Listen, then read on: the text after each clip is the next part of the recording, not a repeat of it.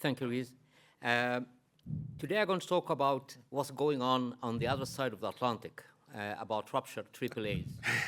I recommend an open-first strategy for ruptured AAA in men based on UK in-house economic modeling. However, the European Society of Vascular Surgery recommend REVAR first strategy. So there's two organizations in Europe. One said right, one said left. Let's look about the IMPROVE study.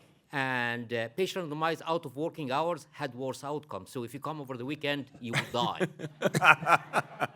And then the per-treatment analysis, it was just amazing. You have 24.7% for EVAR and 38% for open surgical repair. IMPROVE trial conclusion is misleading, as more than half of the patients randomized to endo strategy did not actually undergo treatment by REVAR. They got open repair. Theresa May, when did you realize that you got the wrong answer to the biggest question of our times in politics? Well, I'm tempted to ask you, Jeremy, what do you think? Do you mean that you're talking about Brexit? Well, of course. Right. So the problem is that if we follow the NICE guidelines, we will go in a very bad spiral direction. This pragmatic trial aimed to evaluate a work process, not a treatment modality, applicable only to the UK units. It's not a direct comparison of REVAR versus open repair and rupture aneurysm. Lens mean treatment time of 180 minutes for rupture aneurysm using EVAR, as well as high misdiagnosis rate, casts a shadow of doubt over operator experience. Some of patients never had a rupture aneurysm. A consultant vascular surgeon, a registrar, a consultant radiologist, a registrar for EVAR, and 2 consultant surgeons with 2 registrars for open repair. I never had that. I always have an SHO or intern helping me. This is not a standard practice for rupture AAA management in any other place in the world.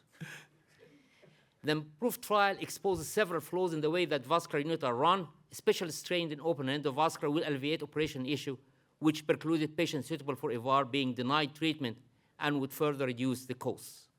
Then let's look about what's going on in a more concentrated form. Before joining IMPROVE, 38 REVAR and open surgical repair was 90-day mortality of 13% for REVAR and 30% for open surgical repair. After joining the IMPROVE study, the REVAR is 35% death rate versus open 33%. So what happened that IMPROVE algorithm break Cambridge rupture surfaces, and they have to stop people operating because of high death rate during this. So let's go to reality of situation. Accept, no fear, no limits, no excuses, only determination and action. So there's nothing called you can do. Yes, you can do, and if you are endovascular enthusiast like myself, you'll be able to do very complex cases with even the dress technique, which I'll show you later on. If rupture demands REVAR, there is no other option. Opening a ruptured AAA is a criminal act. The patient will die on the table. A lot of people have no idea what's going on. The one-to-one-to-one transfusion doesn't exist. You have an inexperienced anesthetist, and it will go downhill in the post-operative. Endovascular clamping under local anesthesia, a game changer of precision and safety. Do not do it blindly. Take your time, get the wire in, put the 16 French sheaths up there, and then put the balloon over the sheath so it doesn't move down, and get your registrar to hook it over there until you fire the stent from the contralateral side. Very simple to do, and if you do it every day, there'll be no problem. The dress technique, which we have popularized, which is design, reconfigure, elongate, straighten, and stiffen. We put a giant Panmas stent or a 36XL stent in the proximal part, just above the renal, and from the SMA to the renal, and then they just hook your graft on it. It will never move, and it will seal very well without the need of opening or doing any branches for these patients. And this is a very complex case. There's no neck at all. We put the Palmas stent, and we then put the endurance stent, and you look, there's no endo leak at that patient. And it's repetitive. However, if you have a wide, short neck, you could use a C-tag. If you put an AFX stent and you put a C-tag on it, you'll be able to, remember, this is emergency. There is no limit for what you could do to save the patient lives. Now, this is a patient who had a bilateral common iliac. We just cross the internal iliac and we land the external iliac. Nothing happened. Give the patient Viagra after the surgery. His wife will be happy, and you have no problem with claudication or any problem with his legs. Complex EVAR without FIVAR and SHIVAR. So the whole idea, I'm going to do a SHIVAR. No, I'm going to do patient-modified EVAR. You don't need to do that. You just do a straightforward EVAR for the rupture. They do very well. And then later on, whenever things settle down, you could start doing complex intervention for such patients. Now, this is Rivard. A patient came with an aortocaval fistula, 10 centimeter rupture, and he was also transfusing. So you have to put a stent into the aorta and a stent into the inferior vena cava in order to seal it. And the inferior vena cava on, we put an AFX to go down to the common iliac because there was 2 holes, one in the inferior vena cava and one in the common iliac. Again, we have to keep doing the same cases come repeat itself. This is another case, exactly mirror image. And it's just amazing the challenges that you have. I learned my first EVAR with Dr. Ted Dridrick when I was having my fellowship with him in 1995. And I think this guy had the vision that all of us might lack currently and trying to be in a different direction. The 10 commandments for rupture AAA, do not kill.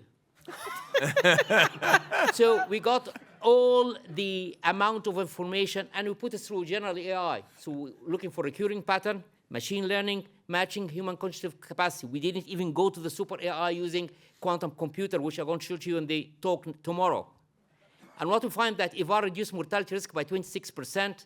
EVAR had shorter hospital stay in spite higher comorbidity. EVAR had better quality of life at 3 months, but more reoperative rates. Acute kidney injury was higher for EVAR with lower ischemic complication, definitely less blood loss in the EVAR. Now, the LAR study was very important because it shows that there's an increased incidence after EVAR post-210, and time to LAR was shorter post-EVAR than open repair. EVAR group have less dialysis need, and survival rate were similar between EVAR and open surgical repair up to 5 years, believe it or not, regardless whatever happened to the patient. The cumulative incidence rate of rupture post-EVAR for a ruptured patient is 3.4 per 1,000 person, and post-open surgical repair is 0.9. So the difference is not that great. Risk factor is age. So the younger the guy at the age of rupture, the higher risk he could have a re-rupture for his EVAR. Freedom from rupture is 99 at 3 years, and 98 at 5 years, and 96% at 10 years, not if they survive at 10 years. Post-EVAR rupture mortality is 42% at 30 days, and 53% at 1 year. Now, this is a physician-modified graphs, which is very important. Only 75% of patients achieved immediate technical success post-procedure, and 25% experienced type 1A with a fatal consequences.